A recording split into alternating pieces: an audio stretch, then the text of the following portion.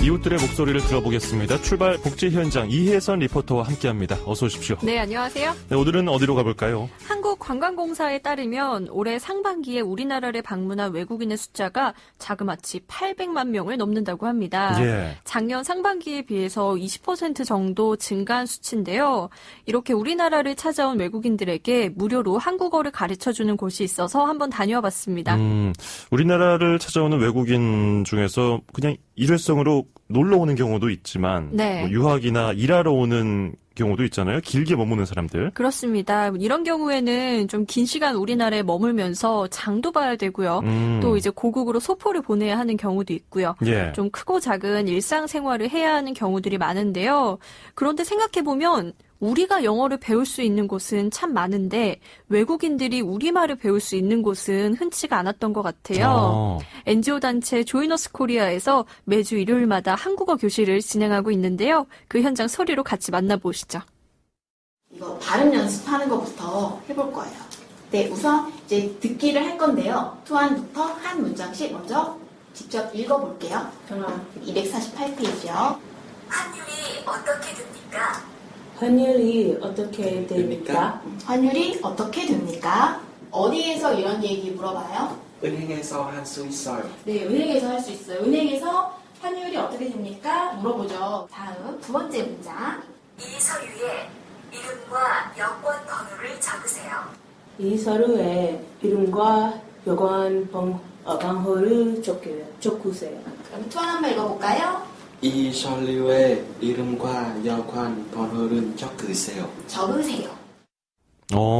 어려운 문장이에요. 굉장히 한자어도 네. 있고 잘 따라 읽어요. 이반이 중급반입니다. 아, 어쩐지. 네, 이제 한국어 실력에 따라서 입문부터 중급까지 반에 나눠놨는데요. 예. 앞에서 들으신 것처럼 중급반에서는 고급 회화를 배웁니다. 뭐 환율에 대한 이야기도 있었고요. 이 외에 보험을 신청할 때 서류를 어떻게 작성하는지 이런 내용도 있고요.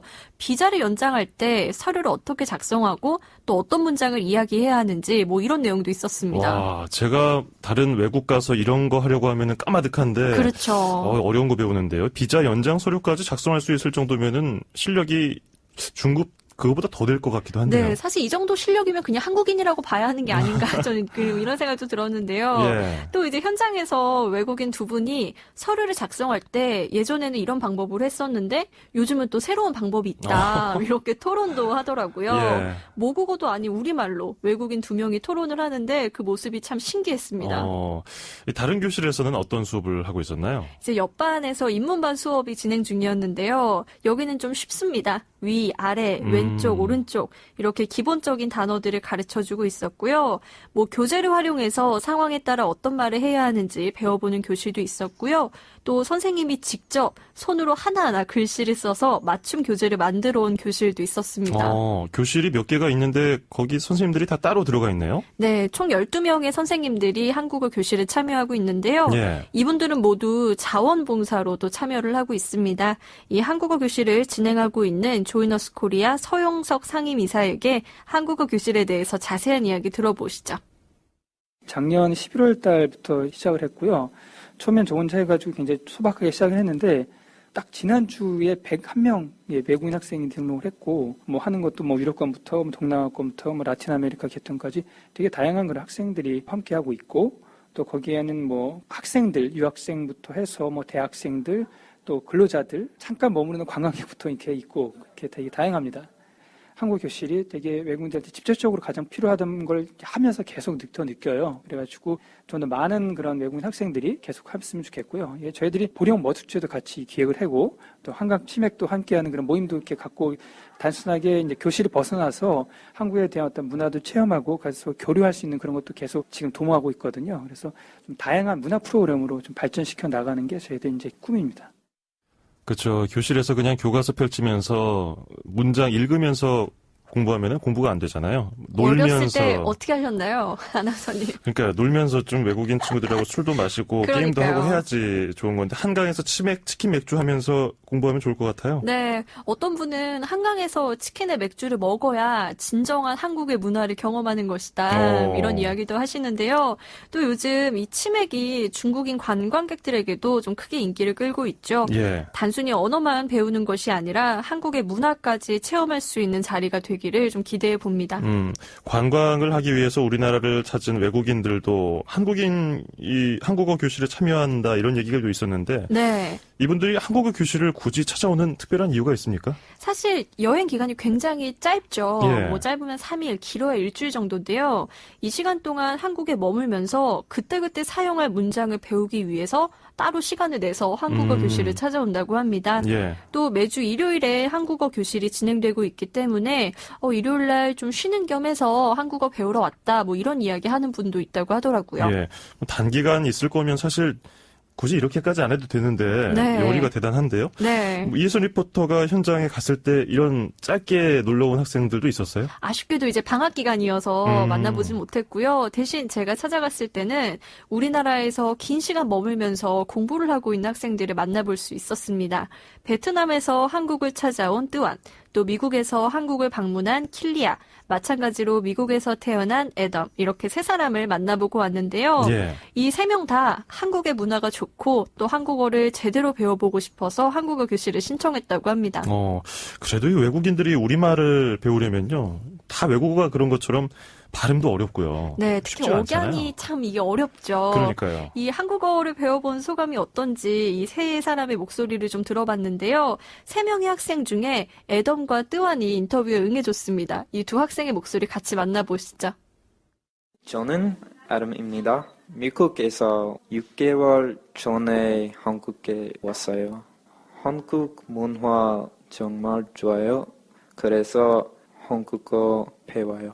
그리고 길숙쌤 좋은 선생님이에요. 저는团입니다. 저는 베트남에서 왔어요. 지금은 한국에서 공부하고 있어요. 제 전공 화학입니다. 한국말 진짜 재미있어요. 발음 조금 어려워요. 한국말 하고 베트남말 진짜 달라요. 계속 한국 친구과 함께 얘기해요. 우리 친구 저에게 가르쳐요. 어떻게 발음해요? 이거는 이렇게 발음해요. 저는 졸업 후에 아마 한국 회사에 취직하고 싶어요. 이 정도면 의사소통이 우리나라 네. 사람들이랑 다 되겠어요. 이게 다 자원봉사자 선생님들하고 수업을 해서 만들어진 결과라는 것도 저는 예. 참 놀랍습니다. 내용은 괜찮은데 이제 발음만 조금만 고쳐주면 될 것 같은데 네. 이 베트남에서 온 뜨완 씨가 한국인 친구를 이야기했거든요. 네. 누구예요? 이게 자원봉사자 선생님들을 말하는 건데요. 그래요. 이제 애덤은 선생님하고 나이 차이가 조금 많이 납니다. 네. 그래서 이제 선생님이라고 하는데, 근데 또 영어 발음으로 쌤이라고 또 얘기도 해줬고요. 예. 그런데 뜨완은 선생님하고 사실 나이 차이가 그렇게 많이 나진 않거든요. 그래서 스스럼 없이 한국인 친구라고 표현을 하더라고요. 예. 그런 친구들로 일컬어지는 우리 자원봉사자 선생님들 몇 명 있었습니까? 12명의 자원봉사자 선생님이 함께하고 있는데요. 예. 그중에서 몇 분의 이야기를 좀 담아봤습니다. 외국인에게 한국어를 가르쳐주는 것이 좀 스스로에게도 느끼고 배우는 점이 많다고 하는데요. 자원봉사자 선생님들의 이야기 같이 만나보시죠. 저는 한 40년 넘게 아이들을 가르쳐온 그 교사였어요. 퇴임 후에 무엇을 할까 하고 생각하다가 재직 중에 이제 한국어 교사 자격증도 땄고 작년부터 이제 여기서 학생들을 가르치게 됐어요. 상당히 재미있고 보람이 있습니다. 또 특히 또 제가 잘 못하는 영어를 많이 배울 수 있는 기회도 되고 또 각 나라 친구들이 모이다 보니까 그 각 나라의 문화도 함께 배울 수 있어서 아주 흔쾌히 지금 이 일을 하고 있습니다. 오히려 제가 한국말에 대해서 되게 많이 더 배우게 되는 건 것 같고 오늘 내 말 알아들었구나 이런 느낌이 들 때가 가끔 있어요. 그러면 이제 그런 게 기쁨이 되는 것 같아요. 선생님들이 가르치는 한국말을 통해서 밖에 나가서도 이제 잘 대화하고 또 한국에 대해서 되게 좋게 생각하는 거 보면은 가장 보람을 느끼는 것 같아요. 누가 가르치고 누가 배우고 이런 기준이 없이 그냥 서로 도움이 되는 것 같은데요. 네, 또 이런 게 자원봉사 많이 느낄 수 있는 매력이 아닌가 이런 생각도 해봤는데요. 예. 아마 이 한국어 교실의 외국인 학생들은 자원봉사자 선생님들을 통해서 우리나라를 보고 느끼고 있을 겁니다. 그렇죠. 조이너스 코리아의 한국어 교실은 앞으로도 매주 일요일마다 계속되는데요. 사실 이 한국어 교실 외에도 민간 외교 기자단이나 다문화 동아리 활동 같은 다양한 봉사 활동들이 마련되어 있습니다. 관심 있으신 분들은요, 조이너스 코리아 홈페이지 참고하시기 바랍니다. 예, 오늘은 조이너스 코리아 한국어 교실에 다녀왔습니다. 오늘 고맙습니다. 네, 감사합니다. 네, 지금까지 이혜선 리포터였습니다.